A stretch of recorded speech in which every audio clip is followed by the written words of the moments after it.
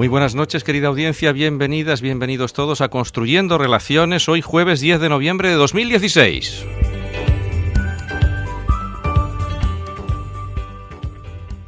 Construyendo Relaciones, un programa producido y dirigido por Rudolf Helbrecht y con un equipo formado por Roberto Espinal en sonido, Milit Burgos como asistente de sonido, Ruth Herrera en producción de vídeo, Connie Mushi en redes sociales, Adrián Jaramillo en edición de vídeo y diseño gráfico, y el propio Rudolf, Francesc Galván y quien nos habla, Eduard Martín, no sin antes decir que tenemos una incorporación nueva en el equipo, Noelia, que está pendiente de cada uno de los detalles y de la evolución del programa, así que muy bienvenida, compañera.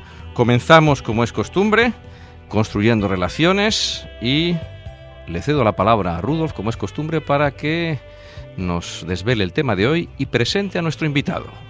Buenas noches, querida audiencia, allí donde quiera que estés, bienvenido otra vez a Construyendo Relaciones, como cada jueves aquí, construyendo relaciones siempre con alguien especial, y esta noche no más especial que Federico Romero, un amigo que ya nos visita, y como es amigo, es hoy una charla entre amigos, como lo decimos. Bienvenido, Federico, buenas noches. Bienvenido, pues bueno, buenas noches ante todo y muchas gracias a toda la audiencia que está ahí detrás escuchando. Espero que sea un programa interesante. Seguro que sí, contigo seguro que sí, siempre. Y bueno, como tú dices, es un programa entre amigos que hace que sea, sobre todo, muy cómodo para mí como invitado.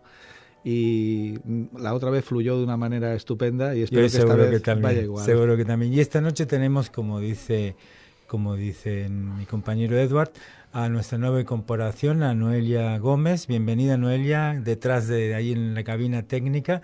Y esta noche además se estrena con nosotros Connie Mushi. Buenas noches, que está esta noche la primera vez en radio. Su bienvenida hoy la hemos hecho participar porque todos tienen que participar de Construyendo Relaciones. Y construimos relaciones ya hace un tiempo con Federico Romero y nos sorprende, desde hace un tiempo yo sabía que venía preparando y tener la suerte de uno de los primeros en recibir el volumen de su libro Elegancia Interior, con la colaboración de nuestra querida amiga Celia Gil, aquella mujer que yo admiro por su capacidad de trabajo, excelente, y además una muy buena comunicadora que seguro que nos está escuchando. Le mandamos un beso y un fuerte abrazo desde Construyendo Relaciones. Elegancia Interior, Federico, lo primero que me llama la atención, porque tú eres experto en comunicación no verbal, lenguaje no verbal, aquellas personas que detectan los microgestos, que luego nos dirás qué es, aquellas personas que son capaces de quizás de ver o ciertas emociones que transmitimos a través de nuestros gestos, y sin embargo tu primer libro dice Elegancia Interior. Cuando decimos Elegancia Interior me imagino la referencia que hablamos de conocernos en nuestro interior, de conocernos a nosotros mismos. ¿Por qué este nombre, Federico? Bueno, el título parte pues de, como tú dices, el comportamiento no verbal es principal componente en el libro y un poco es una herramienta de transformación. Es una herramienta de transformación que lo que intenta buscar es aportar herramientas comportamentales para permitir nuestro cambio, para permitir nuestra mejora. Y las personas que ponen su mejora como objetivo consiguen sacar su mejor versión, ofrecer lo mejor de sí mismos a los que les rodean. Con lo cual, las relaciones, digamos que mejoran en calidad, y yo creo que esta es una actitud muy positiva frente a la vida, y por eso le quise titular Elegancia Interior, porque creo que la persona que tiene esta inquietud de automejora realmente es elegante interiormente. Y Federico, para mejorar, tú hablas mucho de conocernos a nosotros mismos, además un libro que está enfocado también a la adolescencia, a la juventud. A mí me gustó el libro, quiero decirlo, porque realmente te podría decir que es un libro de mesa de noche, ¿no? Para tenerlo al lado y siempre verificar alguna cosa que podemos aprender, porque está hecho en capítulos donde indica además muchos temas muy interesantes que nos hacen reflexionar y que más a más tú das un inicio, ¿no? Que después se puede uno profundizar y tal, pero es un libro interesante, yo diría un manual, una guía, donde en diferentes capítulos vas explicando cómo podemos conocernos a nosotros mismos, conocer a los demás, interpretar muchas cosas y mejorar nuestras relaciones, que es lo que va este programa, ¿no? Entonces, ¿Necesitamos realmente conocernos a nosotros mismos para mejorar? Mira, es como los GPS. Cuando vas conduciendo con el coche y tú marcas un destino a donde tú quieres ir, el GPS, para poder hacer esa trayectoria y elaborar ese camino, esa planificación, necesita saber dónde está. Lo primero que hace es triangular el sitio donde estás, geolocalizarte. Para calcular las distancias y el recorrido. Es decir, cuando nosotros queremos marcarnos cualquier objetivo en la vida, sea de automejora o sea cualquier otro tipo de objetivo, lo primero que tenemos que saber es de dónde partimos, dónde estamos. Y eso es conocernos. ¿Sí? Conocernos es saber dónde estamos. Y a partir del conocimiento personal propio, podemos marcar objetivos porque sabemos dónde estamos y en cuanto sepamos a dónde queremos llegar, podremos planificar de qué manera podemos hacerlo. El libro establece tipos de herramientas que lo que te facilitan es el autoconocimiento y después hay tipos de herramientas que lo que te facilitan son el enfrentamiento a problemas o herramientas de cambio. A los demás. O herramientas de cambio. Perfecto. Eduard, tú tenías como siempre una pregunta ya pensada de hace días para Federico. Pues sí, porque he disfrutado muchísimo con la lectura del libro y he tomado mis notas, he hecho los deberes. Y quería hacerte un comentario laudatorio, en este caso, me ha gustado mucho el libro. Y lo diré estando tú delante y sin estar delante, me ha gustado. Es una herramienta, como bien ha dicho Rudolf, una guía muy práctica. Y hay algo que me ha gustado especialmente, la honestidad con la que está escrito, y ahí va dirigida mi pregunta. Federico, ¿tú has sentido en algún momento que esa necesidad se trasluce, se lee entre líneas esa necesidad de predicar con el ejemplo, de desnudarte, de alguna manera mostrar tus sentimientos, tu caudal de conocimiento y sobre todo el compartir con los lectores? Y eso me ha gustado especialmente. ¿Ha sido una de tus intenciones principales al escribirlo? Sí, yo al principio la verdad es que lo iba a orientar específicamente al público adolescente. Lo que pasa es que después la cosa se fue complicando y al final se ha convertido en un poco de cajón desastre de un montón de herramientas que sirven tanto a adolescentes como a adultos, ¿no? Entonces, pues bueno, la honestidad es una cosa que yo, digamos, tengo de manera natural. No, con esto no quiero, digamos, ensalzarme a nivel personal, pero sí que me gusta intentar ser sincero, intentar aportar en positivo. Y sobre todo en el libro el objetivo principal era aportar todas estas herramientas para que las personas no tengan la disculpa de externa, no puedan tirar su responsabilidad hacia afuera y tengan aquellos elementos que necesitan para poderse mejorar. No puedan poner la disculpa de que es que este me molesta, es que aquel no me deja. No, tienes aquí todo lo que necesitas para poder cambiar. Lo único que tienes que poner de tu parte es trabajo y disciplina. Y lo he hecho intentando resumir al máximo en algunas de estas herramientas. Lo he llevado al máximo exponente porque entiendo que somos un país de muy malos lectores y normalmente también, como iba también un poco dirigido hacia los adolescentes, he intentado ser muy concreto porque a los adolescentes también les cuesta bastante leer. Entonces que tendrían las referencias lo más cortas posibles para que las lean y para que les puedan ser útiles. Porque al final lo que busco con el libro es que sea útil y que realmente les sirva a las personas para automejorarse y para encontrarse mejor consigo mismas y ofrecer eso que decíamos antes, la mejor versión a los que les rodean, que eso hará que el mundo sea mejor, porque al final cada uno tenemos nuestro mundo. Si todos mejoramos nuestro mundo, haremos un mundo mejor. Connie, ¿qué querías preguntar tú? Bueno, sí, hablando del tema de la adolescencia y todo esto que comentabas, en tu libro hay un momento en el que dices que es interesante no hacer comparaciones con el presente. Si pudieras explicar un poquito mejor a qué te refieres con esto, cuando dices que tienes que recordar tu adolescencia, pero que no te tienes que comparar con la persona que eres ahora que con la que eras en aquel entonces. Sí, bueno, más que nada es que sí que tenemos que hacer una traslación a la adolescencia para entenderla. A veces cuando se dice que es muy difícil la relación con los adolescentes, ¿no? Que la comunicación es muy complicada. Bueno, pues hacer un esfuerzo de recuerdo sí que es bueno. Es bueno recordar. Yo, por ejemplo, me acuerdo de que cuando tenías el primer desengaño amoroso y te dejaba la primera chica, pues te pensabas que se iba a acabar el mundo y que te tenías que cortar las venas, ¿vale? Y ahora muy probablemente cuando lo miras en la distancia te da hasta la risa, ¿no? Y dices, pero desde luego cómo era. Pero eso hay que entenderlo contextualizándolo y saber que hay pues una química muy fuerte, hormonal, y que toda esa química hace que todas las emociones sean por desbordamiento. Y es una manera de funcionar en esa época, y es normal en esa época. Pero cada época tiene su parte fisiológica, que eso no ha cambiado en toda la historia, pero sí que ha cambiado pues toda la evolución que tenemos, y últimamente en estos últimos años todo lo que ha incluido la tecnología ha hecho que el cambio sea brutal y muy rápido, con lo cual no es comparable la adolescencia mía con la adolescencia, por ejemplo, de mis hijas, porque su contexto social es muy diferente. Con lo cual yo tengo que ser capaz de entender, por ejemplo, que igual nosotros teníamos, pues yo qué sé, pues por decirte una cosa, relaciones sexuales cuando teníamos 18 o 20 años y ahora se tengan con 16, ¿vale?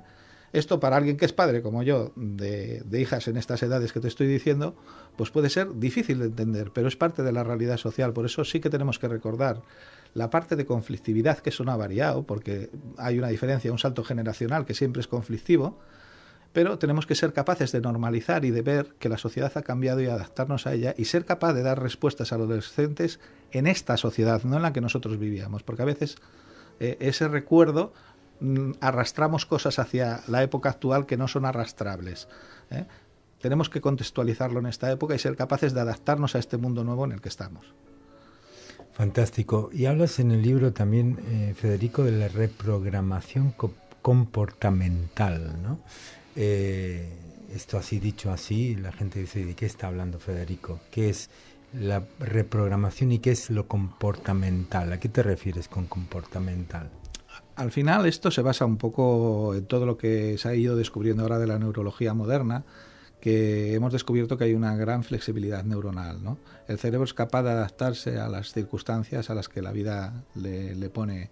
De hecho, por ejemplo, incluso gente que ha tenido ictus y se le han muerto zonas cerebrales ha recuperado funcionalidades del cerebro derecho en el hemisferio izquierdo. O sea, ha habido corrimientos funcionales dentro de zonas... el cerebro de todo es capaz. Sí, es flexible, es capaz de amoldarse a esa situación nueva, ¿no? Pues a nivel emocional tenemos una ligazón entre las emociones que nosotros expresamos y, digamos, las zonas que se encienden del cerebro. O sea, cuando yo, por ejemplo, muchas veces hacen la pregunta, ¿estoy alegre porque me río o me río porque estoy alegre? Pues las dos cosas. O sea, resulta que, por ejemplo, si pondríamos un ejemplo para entendernos, de Messi, ¿vale?, que es un futbolista o cualquier otro futbolista, pensando en cómo va a ejecutar un gol, cuando él está pensándolo, se están encendiendo las mismas zonas neuronales que cuando está ejecutando ese gol en el terreno de juego. Con lo cual, podríamos decir que simplemente por el hecho de visualizar eso que va a hacer, está entrenando sus zonas cerebrales de la misma manera que lo hace en el campo. Entonces, esto es bidireccional y esta bidireccionalidad la podemos utilizar ¿para qué? Pues para que, por ejemplo, si somos personas que nos cuesta mucho estar alegres, podamos esforzarnos en tener un comportamiento alegre y de esta manera generar con ello un hábito comportamental, llegar a automatizar esa alegría de tal manera que cuando automatizamos las cosas dejan de tener esa carga de trabajo para nosotros. Cuando, por ejemplo, empezamos a aprender a conducir, se enciende prácticamente todo nuestro cerebro. Pero cuando llevamos 10 años conduciendo, ya no pensamos en cuándo tenemos que poner el intermitente, ni cuándo tenemos que cambiar de marcha, ya todo va automático. Y si miráramos el cerebro 10 años más tarde, veríamos que hay una pequeñita zona encendida del cerebro y el resto está apagado. ¿Por qué? Porque se ha automatizado. El cerebro quiere ahorrar energía y entonces consume el mínimo, y para consumir el mínimo lo que hace es automatizarlo. Por eso hay cosas tan curiosas como que una persona pueda perder su primer idioma y hablar en un segundo idioma por un golpe. Sí. No sé si lo habéis escuchado esto alguna vez, pero es muy curioso. Una persona que como segundo idioma no lo utiliza a menudo, lo tiene más disperso en el cerebro porque no lo ha automatizado, no lo ha concentrado en una zona para ahorrar energía. Entonces resulta que es más proclive a perder la zona de automatización del primer idioma, que la tiene en una zona más localizada, de un golpe, y cuando esto pasa, el idioma que es segundo se convierte en idioma primero, porque lo tiene más distribuido en la zona del cerebro y entonces acaba hablando en un idioma que no es su idioma habitual. Pues esto es un poco lo que se aprovecha en el campo comportamental. Lo que hacemos es forzar comportamientos emocionales para automatizarlos, para generar hábitos. Federico, una de las cosas que más me ha gustado de tu libro ha sido el capítulo donde hablas de los efectos a tener en cuenta. Y en particular, porque no haces una división aburrida, sino que todo está en función de que quieres ser comprendido y quieres ser útil. Y por lo tanto, explicas las cosas de una forma muy clara, pero sin olvidar el factor humano. Y eso me ha gustado especialmente. Y para que la audiencia sepa concretamente a qué me estoy refiriendo, pues hablaremos, por ejemplo, cuando citas el efecto Pigmalión. Y dices, si los maestros formulan expectativas positivas sobre ciertos alumnos, éstas suelen acabar cumpliéndose y alcanzar mejores resultados académicos. Evidentemente, ahí hay un enfoque útil, práctico, pero con calor humano. Es decir, que es toda una invitación a el autoconocimiento, el conocimiento del otro, a empatizar y a construir relaciones. Sí, de hecho, este libro, que empezó también como un experimento dentro del Instituto del Arbós, y la gente de la dirección ha participado en él y se ha implicado desde el primer momento y me ha estado ayudando, cuando han visto el resultado han dicho que era un gran trabajo para los alumnos. Decía, este libro sería muy interesante, que se podría dar como libro de texto para los adolescentes. Precisamente por cosas como esta del efecto Pigmalión. El efecto Pigmalión está basado en un experimento que se hizo, que sin decir nada a un profesor le dijeron que estaba en una clase de superdotados con gente que eran los críos, digamos, los mediocres tirando a malos. Lo que pasa es que se les dijo que eran superdotados y que eran unos críos con unas capacidades increíbles. Entonces resulta que estos alumnos que tenían más bien resultados tirando a negativos, a partir de ese momento empezaron a tener resultados muchísimo más positivos. ¿Por qué? Pues porque resulta que ante la expectativa de tener buenos alumnos, él se esforzaba por intentarles dar lo mejor de sí mismo. Y entonces el resultado, evidentemente, pues fue inmejorable. Entonces, esto es lo que a veces, sin darnos cuenta, pasa.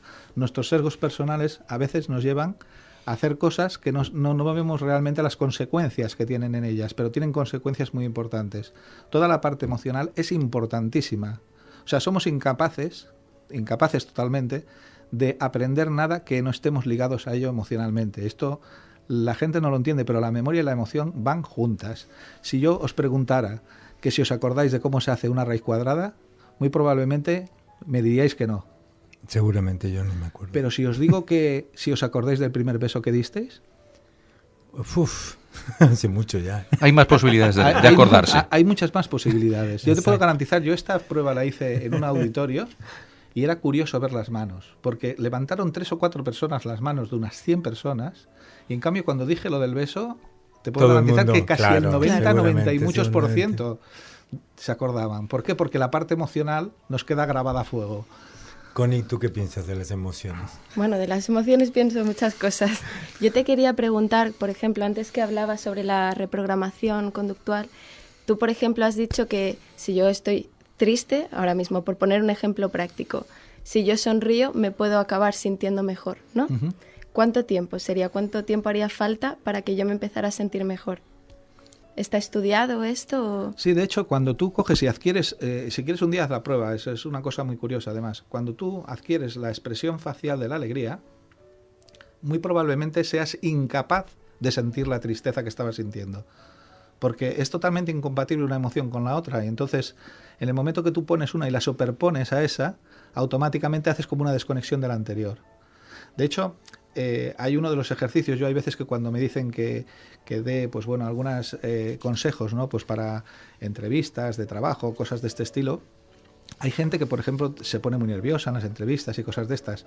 Y yo les digo, mira, hay dos cosillas que puedes tener en cuenta. Una, ponerte de puntillas, porque al ponerte de puntillas descargas mucho la tensión muscular del cuerpo. Y otra que les digo mucho, que viene de la parte de programación neurolingüística, es tirar la cabeza hacia atrás mucho. Cuando tiras mucho la cabeza hacia atrás, se provoca una cierta desconexión emocional. Y es curioso, pero si tiras la cabeza muy, muy, muy para atrás, intentas pensar en algo negativo, te es imposible.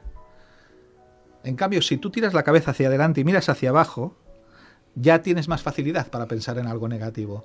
Entonces, todas las posiciones, las posturas, los movimientos, los gestos van ligados emocionalmente al cerebro límbico y están ligados con una percepción concreta. Entonces, cuando superponemos una a la otra, lo que hacemos es, por ejemplo, si yo voy a una entrevista de trabajo, es muy bueno que manifieste emociones positivas, porque eso me va a abrir y va a generar confianza en la persona que tengo enfrente y eso va a ser positivo para mí. Con lo cual, un buen entrenamiento antes de entrar es estar, por ejemplo, acordándome de las cosas buenas que me han pasado en la vida, ¿vale? Y intentando evocarlas dentro de mi cabeza y dentro de mi cerebro, porque eso va a traer emocionalmente positividad a mí y no me va a hacer que tenga que hacer después en la entrevista ningún esfuerzo. Ya tendré esa positividad cuando entre. Exacto. Porque yo me habré arropado con ella antes de entrar. Hablando de las emociones y gestionar las emociones, es un tema que hemos tratado ya en varios programas aquí. Incluso hemos hablado de emocionarios, ¿no? Hoy está muy de moda eso de gestionar las emociones, y parece que gestionar las emociones nos lleva a poder relacionarnos mejor, poder comunicarnos mejor, poder entender también las emociones de los otros, que hay muchísimas. Y el tema, ¿son los jóvenes conscientes de esas emociones? ¿Puede un joven gestionar las emociones? En la edad de Connie, de 20, 23, 24 años o más jóvenes, ¿crees que somos conscientes? O, bueno, yo ya no soy joven, pero cuando lo era, ¿éramos conscientes de las emociones? Hay una dificultad neurológica, ¿vale? Hay una dificultad neurológica. Hay lo que decíamos antes, hay toda la química que hay en ebullición en la adolescencia, que es una dificultad en el control emocional, es una dificultad porque tienes todos, como decía yo antes, son sentimientos por inundación, ¿no? O sea, son todo muy exacerbado, entonces es más difícil de controlar, y porque la parte prefrontal del cerebro está en ese momento formándose en la parte de la adolescencia. La parte prefrontal del cerebro es la parte del control emocional, es la parte que digamos nos gestiona la emoción, con lo cual es más complejo, sí, pero hay que decir unas cuantas cosas. La primera, no todos los adolescentes ni todas las personas somos iguales, somos todos diferentes, con lo cual las maduraciones no se producen en los mismos momentos. De hecho, hay gente que no madura en la vida. Sí, entonces, es cierto. Entonces, quiero decir que no siempre se madura ni a la misma velocidad ni de la misma manera. Pero sí que todas estas herramientas que se aportan, por ejemplo, en el libro, y incluso hay muchos otros libros también que aportan en este sentido, sí que pueden ayudar mucho a que los adolescentes sean capaces de que el control emocional no se les escape de las manos, que tengan conciencia de que eso pasa. Porque a veces, por ejemplo, el tema del riesgo, que es un tema que los adolescentes tienen cierta tendencia, y yo me acuerdo también que también me pasaba, a que como vayas en moto a 120 a ti no te va a pasar nada, o sea, tienes una sensación de impunidad, de que a ti no te tiene que ocurrir nada, y tienes esa sensación de que el riesgo como que no va contigo, que sepas que eso es típico de tu edad, que sepas que seas consciente de que esto pasa a esa edad, porque en la medida que sepas que eso pasa, tienes ya más facilidad de poder tener un cierto control sobre ello. Claro, al menos ser consciente. Sí, sí. Volvemos a mindfulness ahí, ser consciente de lo que hacemos, ¿no? Y volviendo al tema un poco, bueno, de la adolescencia y sus circunstancias, ¿no? ¿Crees que los jóvenes se plantean el autoconocimiento? Porque llega aquella edad de que yo soy tal y cual. ¿Qué le dirías a esta gente joven de hoy que para poder... porque ellos no son conscientes ni siquiera quizás tengan que hacer un cambio, porque tú hablas de gestionar ese cambio, de aprender ese cambio. Como jóvenes, no sé si son conscientes de que tienen que hacer un cambio, realmente existe un cambio, porque están en una etapa de constante cambio, ¿no? Bueno, ahora lo que decíamos antes, las tecnologías nos han metido en un mundo realmente bastante complicado en cuanto a cambio. El cambio sucede demasiado rápido, tanto que no nos da tiempo ni siquiera a adaptarnos.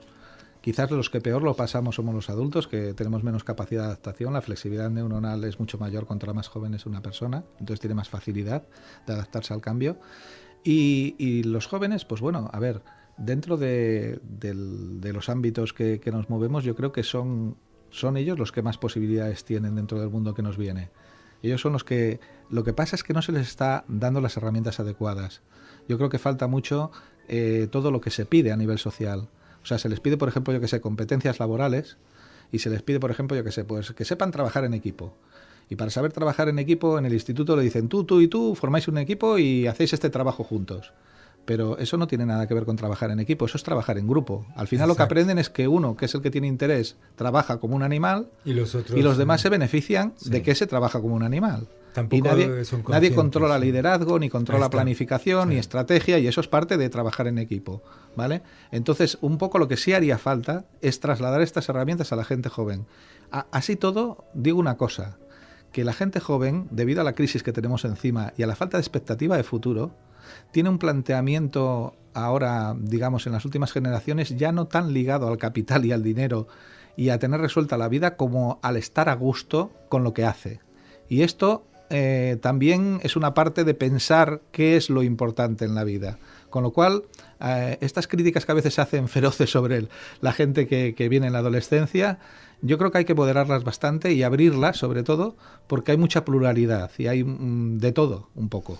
Tú, Connie, seguramente tienes mucho que decir en este tema. Sobre todo que estoy muy de acuerdo contigo. Sí que es cierto que ahora se valora mucho más, o se debería empezar a valorar más, la parte emocional. Por ejemplo, cuando tú vas a una entrevista de trabajo, es evidente que el impacto no está en que tú digas que tienes 3.000 másters o que has estudiado aquí o allá, sino que tú des realmente una imagen de cómo eres y te muestres tal cual, y lo que tú dices, que utilices palabras como... Bueno, que describan emociones, ¿no? Decir, soy una persona entusiasta, soy una persona que me gusta trabajar en equipo. Y bueno, eso, decirte que estoy muy de acuerdo. Y te quería comentar, ¿tú crees que afecta el hecho de que los jóvenes, las nuevas generaciones, vivimos en un mundo digital ahora mismo, y esto hace que en el fondo te desligues de la realidad? Y quizá eso también puede afectar en que tú te desligues de ti mismo. ¿Tú crees que eso puede afectar? ¿Crees que eso puede dificultar la gestión de esas emociones? O... Hay una cierta alienación provocada por la tecnología. O sea, la tecnología tiene una gran ventaja, que es un medio de comunicación nuevo, muy potente, nos aproxima un montón de información, pero ojo, primera cosa, no confundir información con conocimiento, que son dos cosas muy diferentes, ¿vale? Tenemos muchísima información, pero a veces la utilización correcta de esa información, que es el conocimiento, no nos llega de la misma manera. Eso es una. Dos. Demasiada información, Federico, y hay que filtrarla mucho, porque cualquier cosa que pongamos en internet nos salen 20.000 páginas hablando del tema, y qué es realmente lo que interesa y cómo tenemos que seleccionar, que es el tema, porque yo digo siempre que estamos más informados, pero no somos más cultos, quizás. Yo antes ya te lo comentaba, que Mark Zuckerberg, que es el señor que hizo Facebook, pues era una persona que tenía un problema de relación social con sus compañeros. Inventó la red social para resolver su problema. Hoy en día hay 1.000 millones conectados en Facebook, y te puedo decir que mucha gente le ha generado un problema a esta red, porque ha dejado de comunicarse de maneras tradicionales con sus amigos o con sus amistades, y ha pasado a ser digital esa relación. Las relaciones digitales están muy bien, te hacen que tengas muchas más posibilidades de abrir muchas más amistades, pero es muy importante no perder el norte y no convertir tu vida en digital, porque tu vida no es digital, es analógica, tiene que haber el tú a tú, la persona a persona, es muy importante no perderla, y ahí es donde quizás parte de toda esta parte comportamental que hablábamos, pues se pierde muy buena parte de ello, ¿no?, por las redes. Yo muchas veces, cuando estaba haciendo ahora el estudio para hacer el libro, hacía fotos de recreos donde estaban los chavales, y hace unos años veías a los chavales jugar, y yo me sorprendía al hacer las fotos aéreas desde el techo del instituto sin que los chavales me vieran, y me sorprendía ver que había 10 o 12 chavales con su móvil cada uno al lado del otro, y no se estaba hablando ninguno ni jugando ninguno. Y esa pasividad, esa manera diferente de relacionarnos, yo creo que todavía hay que educar en ella. Y quizás lo que falta es un poco eso, porque como decía Paracelso en la Edad Media, no hay veneno sino dosis. El jamón ibérico es muy bueno, pero si te comes 2 kilos acabas en urgencias. Entonces hay que saber cuál es la dosis de la tecnología. Y entonces, ¿es malo jugar a la Play? No es malo jugar a la Play. Lo que es malo es pasarse 5 horas diarias. Entonces todo hay que ir encontrando cuál es el punto de encuentro. Y yo creo que ahí es donde la educación va un poco por detrás de los mercados, que están pidiendo competencias y la educación no las está aportando, y de la tecnología, que está avanzando a una velocidad muy grande y todavía los profesores no están preparados para aportar este conocimiento nuevo, ¿no? Yo creo que habrá que incorporar nuevos conocimientos dentro de los institutos y dentro de la enseñanza. Y ahora ha llegado el momento de la pausa musical, y a ver qué Eduardo se trae hoy en la chistera para esta noche de Elegancia Interior. Eduardo, el tema es tuyo. Pues venía ya dado, era imposible que yo me resistiera. Elegancia Interior pedía Elegance de Hello Dolly. Y aquí estamos otra vez con Federico Romero hablando de Elegancia Interior. Y cómo no, la misma pregunta que tenía yo en la mente, Eduardo me dice, es mía. Y habla de Eduardo. Es mía, pero compartimos. Compartimos. Naturalmente. Querida audiencia, cuando uno lee las páginas de Elegancia Interior, enseguida se refleja el interior del lector y piensa en los conceptos que están en moda en la sociedad, toda esa presión que se nota, sobre todo en las nuevas generaciones, esas prisas y la gran presión en el concepto, en el espejismo del éxito. Y Federico nos dice, el éxito o el fracaso no es más que nuestra interpretación de un resultado. Federico, ¿quiere esto decir que en algunos casos esa sensación del éxito no es correcta, es fruto de nuestros paradigmas, de nuestras percepciones, y que a lo mejor eso que creemos que se ha consolidado como una derrota resulta ser un triunfo o una enseñanza, tal vez?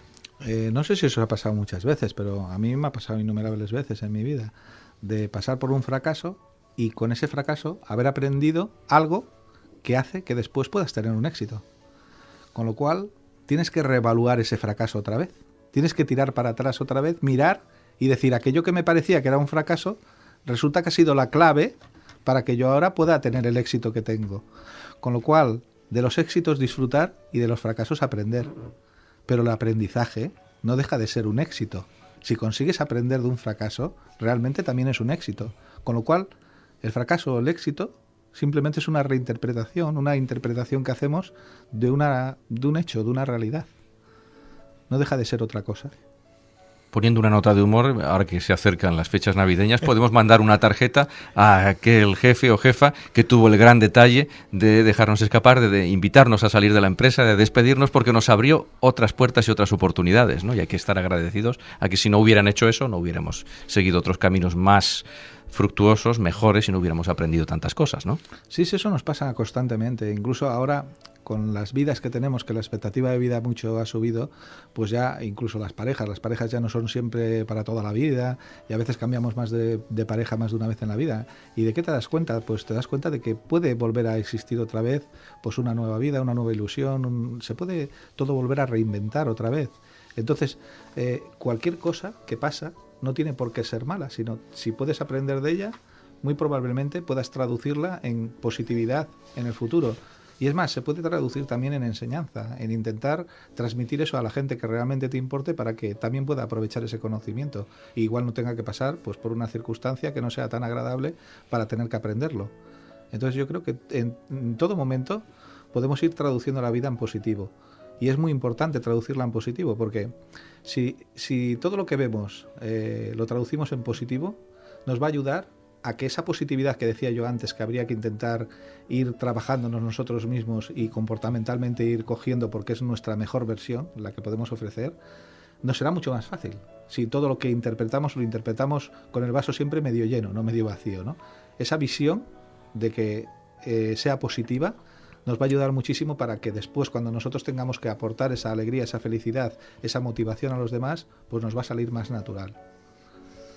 Connie. Bueno, yo te quería preguntar, en una pareja, ¿cuáles serían los indicadores de que algo está yendo mal? ¿Cuáles son, no sé si me explico, los signos que te puedan a ti... El lenguaje no exacto, verbal, que te puedan revelar que hay algo que está fallando en la pareja? Bueno, esto, mira, hay... una de las cosas más importantes son las asimetrías de la cara, ¿vale? Los gestos de la cara son todos simétricos, todas las emociones, excepto una, ¿vale? El desprecio. El desprecio es el único que se mueve media boca se mueve. En la sonrisa se mueven las dos comisuras de los labios hacia arriba, en la tristeza hacia abajo, o sea, en todas las demás emociones la cara se comporta de manera simétrica, se mueve igual en la derecha que en la izquierda, exceptuando el desprecio. Cuando empiezan a aparecer expresiones asimétricas son o emociones falsas que están siendo fingidas o desprecio. Cuando empiezan a aparecer este tipo de expresiones es que hay algo que no funciona bien en esa relación, sea de pareja o sea de cualquier tipo de relación. Hay algo que no está funcionando bien. Después, otra cosa es lo que también nos damos cuenta, que son las emociones forzadas. Nos damos cuenta muchas veces que está como sobreactuada, ¿vale? Como demasiado larga. Por ejemplo, yo que sé, una sorpresa dura un segundo. Si yo me sorprendo durante más de un segundo, significa que esa sorpresa la estoy fingiendo, ¿vale? Estas cosas, aunque un experto las sepa y una persona normal no las sepa, yo siempre digo lo mismo, va a notar algo raro. Va a notar que ahí hay algo que no cuadra. Pero Federico, ¿estos son lo que llamados microgestos? ¿O son ya gestos más? No son microgestos. No son microgestos. El microgesto es otra cosa. Otra cosa. Estos son, digamos, gestos, pero ejecutados de una manera que hacen que sean, pues, gestos, digamos, falsificados. Intentando... A veces se hacen por temas sociales. Es decir, yo puedo fingir una sonrisa y no por ello ser una cosa mala, sino que lo que estoy intentando es agradar a la otra persona. Y una manera de intentar agradarle, de ganar su confianza, es mostrarle una sonrisa, porque al fin y al cabo es una emoción positiva que quiero compartir con esa persona. O sea, no siempre fingir es algo malo, ¿vale? Pero sí que podemos decir que en algunos casos de este estilo, que ya empiezan a aparecer, pues eso, sensaciones de desprecio o de menosprecio, pues ahí sí que ya podemos empezar a decir que son indicadores de que algo está empezando a fallar en la pareja. También nos daríamos cuenta de temas de proxemia, ¿vale? Ejemplo, las típicas cobras automáticas que salen, ¿no? Que ahora se les llama cobras, eso de tirarte para atrás cuando alguien te va a hacer una aproximación territorial, cuando alguien se aproxima a ti para darte un beso, para abrazarte, para hacer cualquier cosa de estas, y automáticamente, sin querer, tú tienes una reacción que, aunque después corrijas, ha habido una primera reacción de cómo tirarte para atrás, ¿no? Esto indica que la relación emocional está empezando a fallar, que hay algo ya que esos indicadores te están diciendo que cuidado. Y lo contrario, la gestión de la seducción. Porque ahora nos estamos diciendo, bien, pasa algo en la pareja, pero cuando pasa algo de enamoramiento entre dos personas, ¿cómo notamos esos gestos? Bueno, eso seguramente tiene mucho interés hoy en la gente. Sí, yo ahí en el libro hay un apartado dedicado al tema de la seducción, tanto de los hombres como de las mujeres, porque hay innumerables gestos que hacemos cuando estamos intentando seducir a la otra parte. Y normalmente, yo siempre lo digo, los hombres somos un poco torpes en el tema del lenguaje no verbal, comparativamente con las mujeres, son más ricas, y digamos que todo lo que es la parte lingüística dominan más que nosotros, ¿no? Entonces, ¿qué pasa? Que muchas veces están haciendo 1000 gestos, intentando mandarnos señales de que... Y nosotros no captamos ninguno, sí. No hay manera. Somos ciegos. Exacto. Nos está diciendo, quiéreme, invítame a salir, y nosotros nada. Sí, no nos enteramos. Entonces, pues bueno, también el libro ayuda a quizás a los adolescentes que igual tienen algo menos de experiencia en este campo, a romper un poco tabús, a ser capaces de detectar estos... Chicas, chicos, compren el libro y aprendan a ligar con el lenguaje no verbal. Sí, es para esto, para que vean estos indicadores, y a los adultos también nos vendría muy bien, porque muchas veces por la edad, era lo que decíamos antes, que no por la edad la gente coge las mismas experiencias, a veces se madura muy tarde o casi nunca, ¿no? Yo, si quieres que te diga la verdad, yo no era una persona especialmente atractiva de joven, y yo empecé con esto, la comunicación no verbal, cuando era muy jovencito, cuando era adolescente, y lo empecé a utilizar precisamente para eso, para ligar, porque no había manera, y como no había manera dije, ¿cómo funciona? Hay que observar, y era observar, y entonces iba con la prueba-error, no era nada científico lo que hacía, era decir, bueno, vamos a ver si delante de esto que creo que pasa, yo decía, a ver esa chica cómo se mueve, qué hace, cómo coge el cigarro, dinos algunas claves, Bueno, pues por ejemplo, yo que sé, las chicas se atusan un poco el pelo, por ejemplo, es una cosa, un gesto de cuando se empiezan a tocar el pelo, te miran muy fijamente, cuando te miran muy fijamente es que tienen interés en ti, acercan el cuerpo hacia ti, se inclinan, digamos, su cuerpo hacia ti, enseñan las muñecas de las manos, es otra de las cosas que se acostumbra también a hacer. Hay ciertos gestos de morderse el labio, o sea, gestos que son de seducción que salen casi de manera automatizada. Hay un pequeño catálogo dentro del libro de todos los que he ido recopilando de diferentes editores que han hecho temas de estos y que son, vamos, más o menos de confianza, pues para que se tenga un poco un catálogo. Y, a ver, un indicador solo no es para decir me está seduciendo porque se haya tocado el pelo, ¿vale? No, claro. Pero si vemos que hay un montón de estos indicadores juntos, sí que podemos decir esta persona se está interesando por mí, ¿no? ¿Y los hombres cómo ligamos con el lenguaje no verbal? Sí, era lo que decíamos. Menos, ¿no? Sí, lo utilizamos mucho menos. Pero también sí que ponemos los pulgares, enseñando los pulgares en la cintura, el intentar aumentar la capacidad torácica, intentar a poner el pecho grande, el intentar cruzar los brazos para marcar bíceps. O sea, hay ciertas cosas que hacemos de manera automatizada sin darnos cuenta y que también entran dentro de lo que sería, digamos, la seducción masculina, ¿no? Y bueno, no sé si también influye quizá la voz, es algo que he notado yo, que quizá cuando estás con la persona con la que te gusta cambias el tono de voz. Sí, normalmente suele bajar, porque genera intimidad. Lo que genera es que haces que la otra persona, pues eso, se aproxime, porque tiene que oír. Y entonces, al bajar el tono, fuerzas la aproximación, ¿no? Es igual que los ojos. Si tú miras los ojos, cuando una persona realmente está enamorada y ve a la persona que le interesa, las pupilas se dilatan de una manera espectacular. ¿Por qué? Pues porque es una reacción a lo que nos gusta. Y esto no lo podemos evitar. De hecho, yo ya comenté en el otro programa que algunos jugadores de póker se ponen gafas de sol y se las ponen porque cuando ven una buena jugada se les dilatan las pupilas y les delatan la jugada. Entonces por eso se ponen gafas de sol a veces. Es irremediable que cuando ves algo que te gusta no se dilaten las pupilas. Y depende de las personas, a veces es muy exagerado la dilatación Federico, pupilar. todo el equipo nuestro y el equipo del programa que viene te está escuchando atentamente. No sé si para saber ligar o jugar al póker, pero alguna de las dos cosas. Bienvenidos a los compañeros del próximo programa de Luces en la Oscuridad que están escuchando atentamente. Federico, indudablemente de cultura a cultura hay diferencias. Y yo creo que a la audiencia le gustaría escuchar algunos ejemplos concretos de cómo el mismo gesto en un país significa una cosa y en otro otra muy distinta. En uno una cosa muy positiva que acerca a la gente, que construye relaciones, y en otro país completamente distinto, querida audiencia, diferencias culturales que acaban enriqueciendo, pues significa otra cosa muy distinta y negativa en este caso. Ponos algún ejemplo gráfico para entenderlo. Hay dos tipos. Hay, digamos, los gestos y las posiciones y las posturas, digamos, que son más o menos universales. Todo lo que son emociones son universales, ¿eh? Las emociones básicas, la alegría, la tristeza, el asco, el desprecio, todas estas son una manera de representarse única y las tenemos desde que nacemos, no son culturales, nadie nos las enseña y son iguales en todo el mundo. Pero después hay gestos que son incorporados culturalmente. En estos gestos que son incorporados culturalmente hay algunos, que son concretamente los que se llaman los emblemas, que son gestos que tienen un significado, como por ejemplo levantar el pulgar, ¿vale? El me gusta, digamos, ¿vale? Para que nos entendamos. Pues el me gusta, que también se utiliza a veces para hacer dedo a los coches, ¿vale?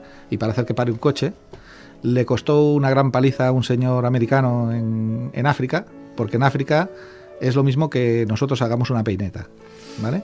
Entonces él se puso a hacer dedo y paró un coche, pero paró para darle una somanta de palos, porque entendían que lo que les estaba diciendo es que se fueran a un sitio no muy bueno. Claro, lo tomaron de una forma peyorativa, claro, y muy ofensiva. Sí. Igual que, por ejemplo, el OK, que nosotros hacemos haciendo una O con el dedo, pues en Brasil significa el ano, en Tokio significa dinero, es el símbolo del dinero, y nosotros lo hacemos para decir que está correcto. Entonces, depende de los emblemas. Yo siempre digo que cuando se viaje o se utilicen, que se minimicen siempre, porque hoy en día estamos en un mundo muy globalizado y nunca sabes quién tienes delante. Y a veces ofendes a alguien sin querer. Entonces, los emblemas, como son evitables, es mejor casi prescindir de ellos por el conflicto que tienen cultural de que en cada sitio se interpretan de una manera. Y hay un montón de ellos que son conflictivos y que se interpretan de diferentes maneras en diferentes sitios. Bueno, y con todo esto de la diferencia cultural, me imagino que también debe influir en la proxemia, ¿no? Quiero decir, por ejemplo, los italianos tienden a ser más cercanos y esto puede generar confusiones, ¿no? Quizá con un alemán, que tienden a ser más distantes con las personas. Sí, eso es totalmente cierto. O sea, por ejemplo, las culturas latinas son de más proximidad. Digamos que todas las relaciones, por ejemplo, norte-sur de Europa, pues son conflictivas por eso. Los ingleses son más de marcar distancias, la gente que es nórdica son de distancias un poco más amplias. Entonces todas las distancias que están calculadas, por ejemplo, yo qué sé, si la distancia íntima se calcula entre unos 45 centímetros, es decir, cuando tú ves a dos personas tomarse una copa en un bar y están a menos de 45 centímetros, indica que hay una relación, digamos, íntima entre ellas, o son familiares muy próximos o son pareja casi con seguridad. Pues estas distancias varían dependiendo de la cultura. Hay culturas que las tienen más amplias, otras más cortas. Incluso culturalmente, por ejemplo, en países como Japón, por ejemplo, se hace mucha retención emocional en Japón. En Japón, cuando se estaba haciendo el estudio emocional de las emociones que son a nivel mundial, se dieron cuenta de que no aparecían las emociones y se creyeron que no funcionaban allí. Y resulta que es que el japonés, en el momento que está sucediendo algo, no emociona, o sea, la emoción no sale inmediatamente, sino que sale cuando no hay nadie. O sea, no son de expresar la emoción públicamente. Entonces, públicamente intentan reprimir la emoción y en cambio después en privado sí que son capaces de expresarla. Federico, para casi terminar, que ya nos queda poco tiempo para terminar, me gustaría que hicieses una muy breve explicación de los microgestos, que es algo muy interesante del cual hay que especializarse como tú para poder saber lo que significa. El microgesto es una cosa interesante porque es una represión de una emoción. Es cuando tenemos una emoción y la reprimimos. Entonces pasa una cosa curiosa, que es que a las emociones responde normalmente el cerebro límbico y responde muy rápido, es de una manera automatizada. Cuando estamos alegres aparece una sonrisa en nuestra cara. Entonces el cerebro límbico actúa de una manera automatizada y rápida, y el cerebro que controla, que es el prefrontal, dice, pues por ejemplo, yo qué sé, pues estoy en un entierro, estoy en una situación que no procede el reírse, y corta la sonrisa. Pero cuando actúa la parte prefrontal, la parte límbica ha actuado ya y deja salir esa microsonrisa, una sonrisa que sale entre 1/5 y 1/7 de segundos lo que dura en la cara, esa sonrisa. Y son difíciles de ver a no ser que estés entrenado, porque hay programas informáticos que te ayudan a entrenarte y a verlas. Pero sí que podemos decir una cosa, ya no solamente con los microgestos, sino con los gestos. Los gestos y los microgestos podemos garantizar que hay estudios científicos detrás, que cuando una persona expresa un gesto, un microgesto, detrás existe siempre la emoción. O sea, podemos saber cómo alguien siente. Nunca como alguien piensa, pero siempre como alguien siente. Eso es posible. Simplemente mirándole la cara y siendo capaz de interpretar esas emociones. Somos como una persona se siente en cada momento. Y podemos decir que una persona que ha tenido un microgesto de alegría, en ese momento se ha alegrado, con total rotundidad. Bueno, y yo también quería preguntarte, bueno, en esta era digital, donde prácticamente ya casi hablamos solo por WhatsApp, los emoticonos quizás están ahí para cubrir esa carencia que tiene el lenguaje digital, quizá para suplir esta necesidad que tenemos de mostrar nuestras emociones y que no nos lo permite hacer, ¿no? El WhatsApp, quizá. Sí, bueno, dentro de los canales de comunicación, es un canal nuevo, el de las nuevas tecnologías, y dentro de él hay que observar la parte de los emoticones. Es una parte de transmitir una emoción. Nosotros cuando vemos una cara alegre, nos alegramos. Si os dais cuenta, no sé si habréis hecho alguna vez la prueba de mirar vídeos por internet de gente que se está riendo a carcajadas constantemente. Llega un momento que te acabas riendo tú también. ¿Por qué? Es cierto. Porque las emociones son contagiosas. O sea, hay las neuronas espejo que contagian la emocionalidad. Por eso es tan importante el mostrar nuestra versión mejor, el ser lo más alegres posibles, porque esa alegría la vamos a transmitir a la gente que tengamos alrededor y la vamos a contagiar. Por eso digo que hacemos un mundo mejor mejorándonos a nosotros mismos. No es algo egoísta, es algo altruista. El mejorarte a ti mismo es un esfuerzo, es un trabajo, pero merece la pena por ti, pero sobre todo también por el resto de la gente que te rodea. Federico, y en cuanto a la congruencia entre lo que estamos diciendo y los gestos, la gente siempre estamos muy pendientes de vigilar esa congruencia. En alguna ocasión nos podemos columpiar, nos podemos equivocar.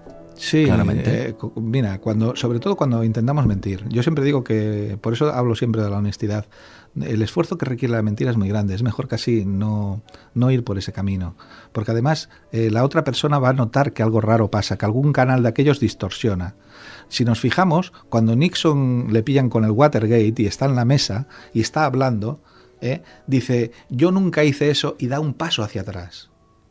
El dar un paso hacia atrás, en ese momento, si vosotros veis el vídeo, está diciendo que no confía en lo que está diciendo él mismo, que hasta él mismo se tira hacia atrás. O sea, su cuerpo está revelando que lo que está diciendo es mentira, no está siendo congruente, porque si no, tendría que haber ido su cuerpo hacia adelante.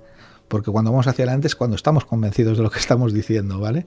Entonces, estos gestos hacen que el mensaje, al que lo está escuchando, no le acabe de convencer. Aunque no sea capaz de detectar la mentira, sí que es capaz de detectar que hay algo raro pasa. Y acaba desconfiando del mensaje.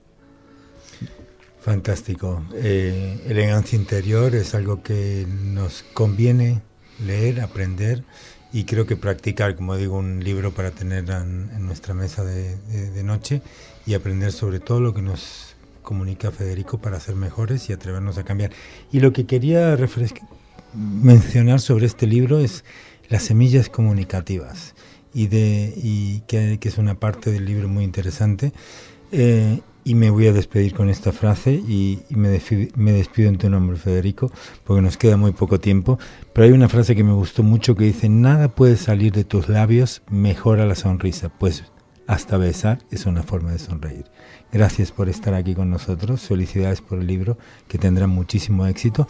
Y la próxima semana, martes día 15, en la calle Rector Triadó número 31 será presentado el libro por primera vez en Barcelona. Los esperamos todos ahí a las 19 horas en la sede de la Fundación Inceptum. Pueden encontrarlo en nuestra página web y apuntarse.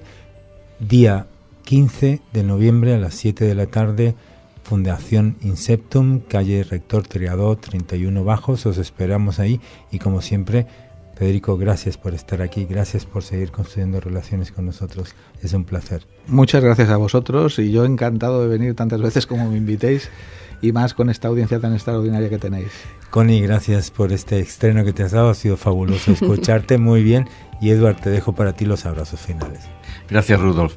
Querida audiencia, tan elegante por dentro como por fuera, no os olvidéis de dejar vuestra preciosa huella en nuestra página corporativa visitándola construyendorelaciones.com y naturalmente en las correspondientes páginas de Facebook y de Twitter. Os mandamos un cariñoso saludo especialmente a nuestro hoy ausente Francesc Galván, que por motivos personales no ha podido estar hoy con nosotros. Querido amigo, la próxima semana te esperamos. Y más y mejores construcciones de relaciones. Por supuesto que sí. Cuidaos mucho. Os queremos. Abrazos. Adiós.